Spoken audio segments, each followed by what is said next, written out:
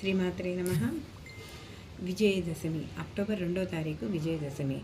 ఏవైనా మనం కొత్తగా పనులు మొదలుపెట్టాలనుకుంటే ఈ విజయదశమి రోజు విజయ ముహూర్తం అని ఉంటుంది.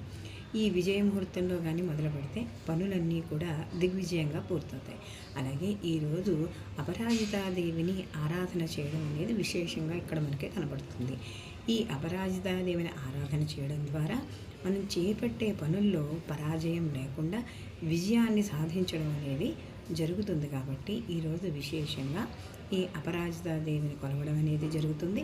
అలాగే మనకి ఈరోజు కూడా శమీ వృక్ష పూజ ఉంటుంది. అంటే మనకి ఊరికి ఈశాన్య దిశగా అంటే ఇదివరకు మనకి గ్రామాలు ఉండేవి కాబట్టి అలా ఉండేవి.